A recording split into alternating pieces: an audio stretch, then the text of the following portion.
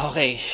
Ah, alam niyo naman yung Naruto, no? Malamang naman lahat naman na nandito alam niyo yung Naruto. Siyempre, oo. Tama? No? I-recap lang natin. Noong 2015 kasi yung Naruto live action in-announce na. And apparently yung Lionsgate yung magde-develop ng live action movie.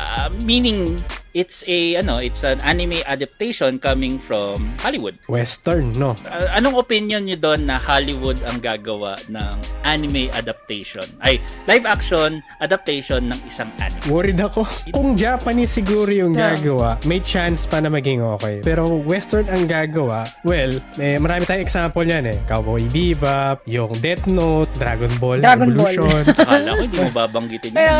Kaya hindi niya sasabihin. At ang dami pa iba eh. So medyo worried ako na sila yung gagawa nito. Worried. Walang excited, walang anticipating the live action. Wala. Kahit sa chat, walang excited. Noong una okay pa eh, yung anticipation kasi 'di ba sabi nila yung Shang-Chi director yung basta yung kung sino involved sa Shang-Chi sila yung parang tutulong na gagawa. Pero now, I don't know. I'm really worried about this one. Since marami sa atin kinalaki na Naruto, maraming nanood yan. Actually, hanggang ngayon, naging meme pa nga, 'di ba, yung Naruto run, everything. Parang part siya ng culture eh, if titignan mo eh.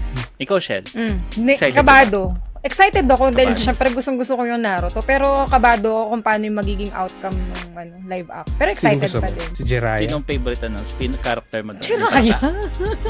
Jiraiya. Puti yung buki. Ikaw, Carisha, may ano ka ba? May emotion ka ba dun sa live action ng Naruto? Naruto live action? Okay lang din naman sa akin. Pero, yun na, baka mas okay pag Japanese talaga. Ewan ko siguro kung sa cosplay, pwede. Pero, kapag mga live action na, baka hindi nila ma-execute ng maayos or baka maging very western siya. Ganun. Mm-hmm. So, yun lang. Valid lahat ng sinabi kasi sabi nga dito, kung una excited kayo doon, babaan niyo na 'yung expectation niyo. Oo. Ito, Expectation babaan na lang siguro. Babaan niyo na ngayon. How low? Lower your expectations Low. kasi according to several news outlets like yung Comic Book News, Fandom Wire, tsaka That Part Place, Cosmic Book News, the Naruto live action production seems to be in trouble. Oh my God. Ayan na. Ano feeling niyo na nagiging problema nila? May idea ba kayo? Anong pwedeng maging problema nila na nag-a-adapt sila ng anime to live action? Casting.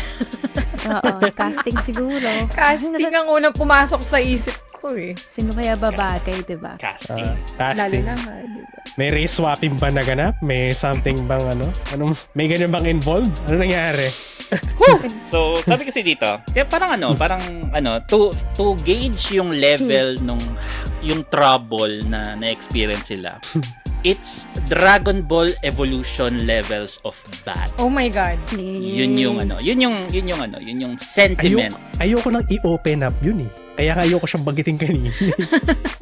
yun yung parang yung sentiment about what's happening with Naruto live action.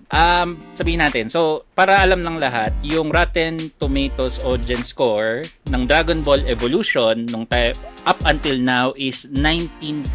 Yun yung rating nila sa audience sa Rotten na yun, Tomatoes. Grabe. Medyo mababa ata. Oo. Ang mas mababa ngayon Borderlands. Borderlands. So, yun. Talaga? Borderlands. Oh my God. Yan. So, Papanood ko pa mo yun. go. daw eh. Go.